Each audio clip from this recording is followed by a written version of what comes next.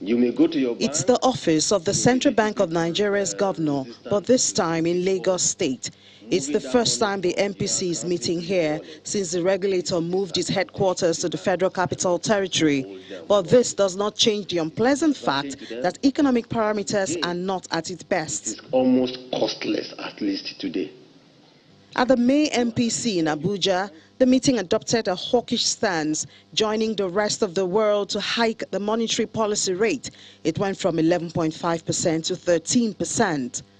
Since then, inflation has moved from 17.71% for the month of May to 18.6% for June, a major consideration for the MPC. There's also the huge supply disruption occasioned by the ongoing war in Ukraine and fueling energy costs. MPC did not even take any look at the issue of whether to hold rates constant or to loosen, because we know some people would have expected that having tightened last time by 150 basis points, some of the analysis we've watched or read is that, look, we should not continue to increase rates because it will increase cost of borrowing, cost of borrowing by borrowers. It may also weaken manufacturing output and the rest of them. We agree, and I believe, and I want to signal, the Monetary Policy Committee is very determined that if inflation continues at this rate, particularly aggressively, we would continue to tighten. The CBN governor did not mince words when expressing the stance and future decision of the MPC. But even before now, economists have been reacting. We've been having conversation of what is the assurance that increasing interest rate will actually deal with inflation and not cause a stagflation in the economy. But the MPC has said that it's also taking into cognizance the fact that the CBN is working on developmental financing, and that should be able to balance it. Finding a balance is the motivation for the CBN's disbursement of 741 billion naira loans so far for the developments in agriculture. 130 billion naira to 176 hospitals, and rebate for the second quarter of 20 billion naira to exporters through the RT 200 program, which according to the regulator has generated about $3 billion as of June 2022. The limit to what the monetary policy can do, the limit to how much you can use monetary policy to fight, the ills or correct the ills in the economy. What they can do, like I said, is looking at things like interest rates and trying to tinker with the currency. But it doesn't solve the problem. If you don't get the fiscal side of things correct, then you're going to continue to struggle with your monetary policy. Even if you were to raise rates today to, say, 20%, it doesn't necessarily guarantee you inflows coming into the country, because people who come in would still struggle to go out because you have issues on the currency side. While some economists may not agree totally with the hiking of rates, the coming days will show how effective or not this approach is in dealing with inflation in Nigeria. John Mekwa, Channels Television News. To discuss this further, CEO, Financial Derivatives Company, Mr. Bismarck Rewane, joins me now on the news at 10. It's good to have you. Good evening. All right. What do you make of the increase of the benchmark interest rate? And we're seeing that this is coming second in a row. Yeah, after 70 months of no increase, you have two consecutive increases, cumulatively 2.5%. But the thing is that inflation has also increased by a much more significant rate. So you are lagging the independent variable, which is the inflation rate. But what's important to note is that the major considerations for this move at this time, there are things that are within the control of Nigeria and things that are outside the control. There's nothing we can do to alter the destiny of the Ukraine-Russia conflict. There's nothing we can do to alter the international price of gas. There's nothing we can do to alter the international price of wheat. The things you can do are the things within your control, which are your interest rate movement and the structure of your interest rates. What all these economists have been talking about is the nominal rate of interest, which is the anchor rate, we call it in monetary policy terms. But a ship without an anchor is going to drift. When we increased the interest rates last time, when the MPC increased the interest rate by 150 basis points, what happened to the general level of interest rates in Nigeria? They stayed flat. So that was just an anchorless ship, right? And so it didn't have any impact. The difference between the rates of interest, general level of interest, and the rate of inflation actually expanded. And that was the problem. If you look at every other market, Ghana, Kenya, United States, South Africa, the policy rate is always lower than the treasury bill, one-year treasury bill rate, not to talk about the bond rate.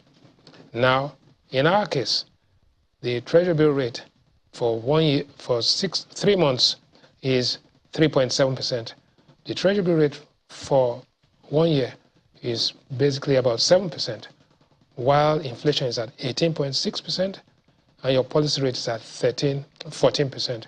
So the policy rate is double the 1 year treasury bill rate. It doesn't make anything. Is it just Nigeria that this is, it's affecting, having these based on the considerations as you've mentioned? No, we use the rhyme of the Asian mariner. Inflation here, inflation there, inflation everywhere. You look at that, the slides there show you that in the United States, for example, inflation went from 8.9 to 9.1%, begin to taper.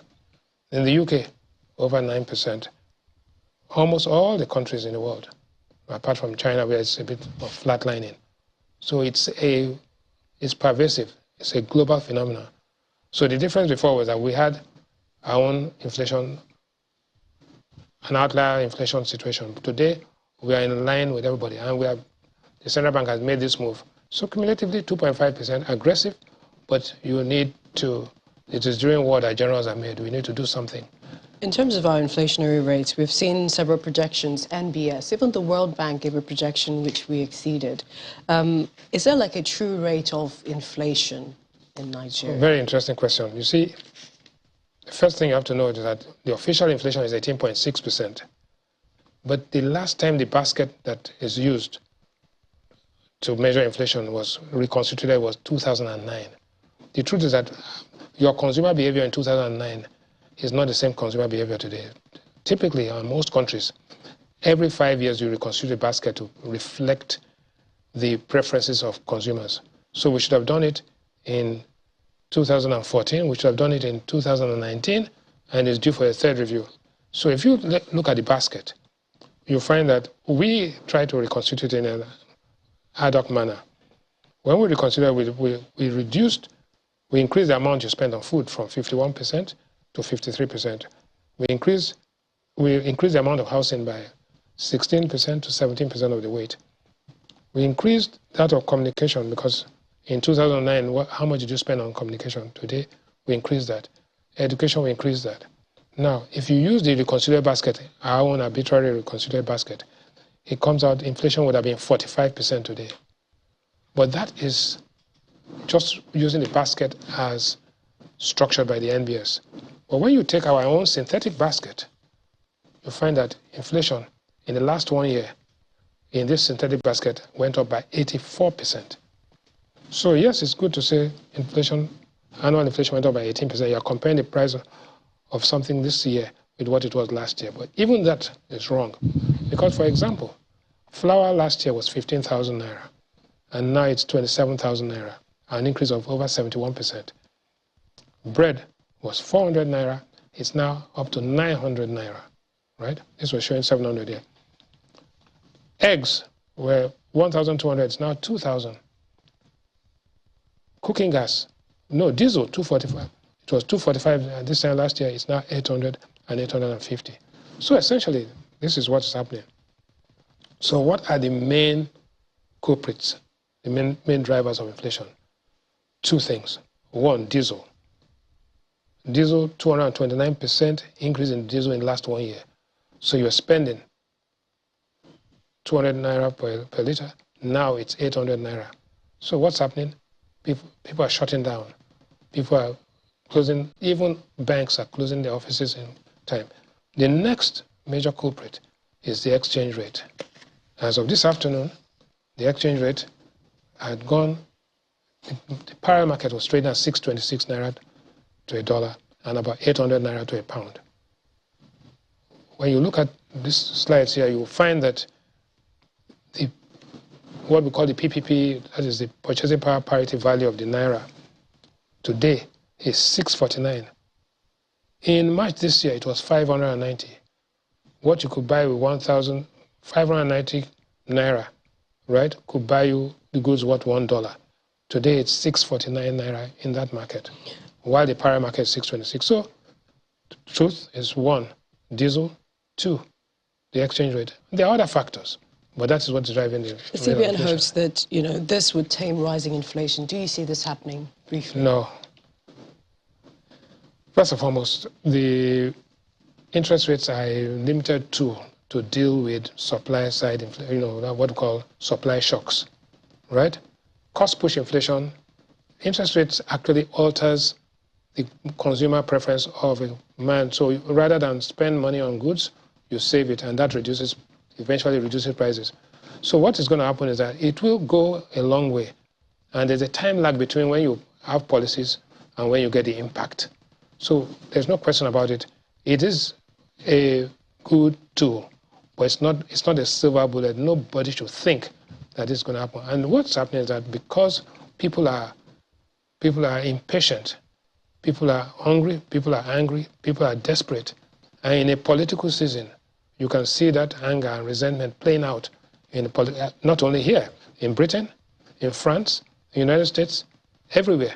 There is anger against incumbents because people believe that this is their fault, while in fact it might not be.